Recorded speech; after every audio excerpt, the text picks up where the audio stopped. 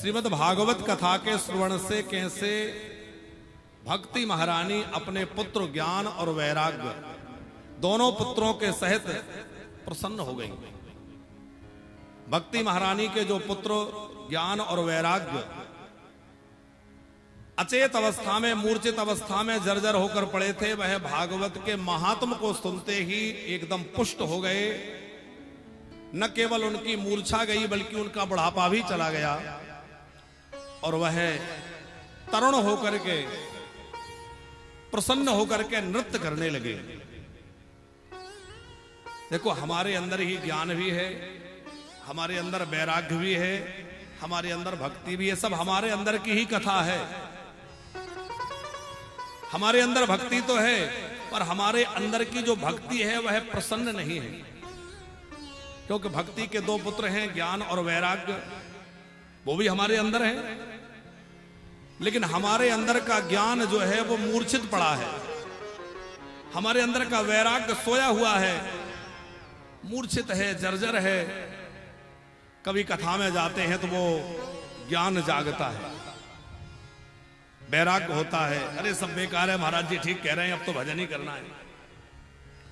कभी कोई प्रसंग बस हमारा ज्ञान, हमारा वैराग्य जागता तो है, पर फिर गिर जाता है, फिर मूर्छित हो जाता है और फिर जैसे के तैसे हम मोह माया में फंस जाते हैं। श्रीमद् भागवत कथा के श्रवण से क्या होगा? तो भागवत के श्रवण से हमारा ज्ञान हमेशा के लिए जाग जाएगा, हमारा वैराग्य हमेशा के लिए जाग जाएगा। थोड़ा इसको समझें, भक्ति माने क्या? देखो, संसार से प्रेम होना आसक्ति कहलाता है और भगवान से प्रेम होना भक्ति कहलाता है। संसार में पत्नी, पुत्र, परिवार आदि में जो हमारा प्रेम है उसको क्या कहते हैं? आसक्ति। और भगवान में हमारा जो प्रेम है उसको भक्ति कहते हैं। संसार में जो प्रेम है वो राग है और भगवान में हमारा जो प्रेम है वह अनुराग है। आसक्ति से भक्ति की यात्रा और राग से अनुराग की यात्रा श्रीमद् भागवत की यात्रा है।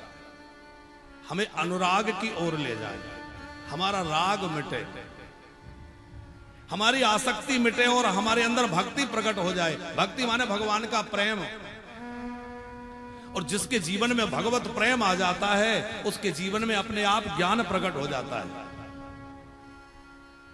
केवल किताबें पढ़ने से, ग्रंथ पढ़ने से भी ज्ञान संभव नहीं है। जानकारी हो सकती है, विद्वत्ता प्राप्त हो सकती है, लेकिन ज्ञान की जो वास्तविक प्राप्ति है वह बिना भक्ति के, बिना भगवत प्रेम के संभव नहीं है। आप जरा विचार करें,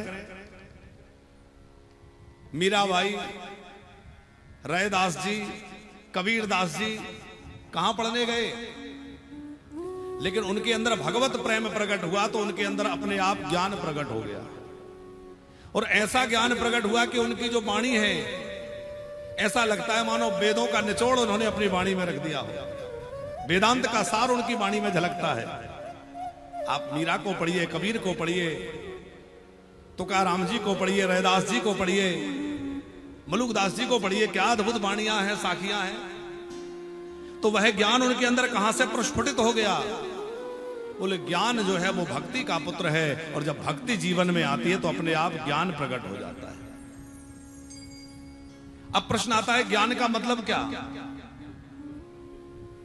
ज्ञान का मतलब है परमात्मा के उस परम तत्व का बोध हो जाना।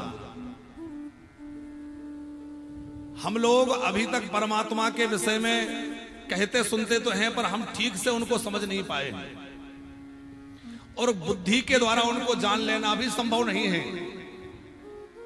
क्योंकि ना हमारी बुद्धि वहां जा सकती है, ना मन की गति वहां तक है, ना इंद्रियों की पहुंच वहां तक है। मन समेत जहां जाए ना वाणी,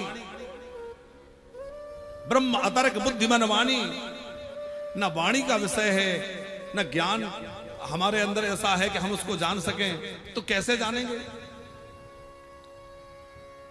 तो गोस्वामी तुलसीदास जी ने मानस में लिखा है, महर्षि वाल्मीकि कह रहे हैं, सोई जान है जेह देह जनाई।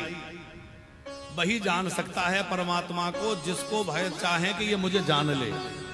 जिस पर वो कृपा करें। पर वो किस पर कृपा करेंगे? बोले जिसके अंदर प्रेम है, जिसके अंदर भक्ति है।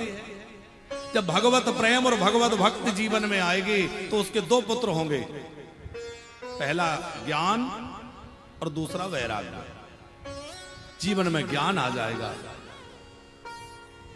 और जब ज्ञान आ जाएगा तो उस परमात्मा के परम तत्व का बोध तो होगा ही, संसार की नश्वरता का भी बोध हो जाएगा। ये संसार कैसा है? हम सब लोग कहते हैं ये झूठा है, ये बेकार है, ये सब यहीं छूट जाना है, यहीं रह जाना है, पर ये सब बाहर से कहते हैं, अंदर से तो हम इसको अपना मान के पकड़ के बैठे हैं। पर अंदर से त्याग हो जाए, अंदर से छूट जाए,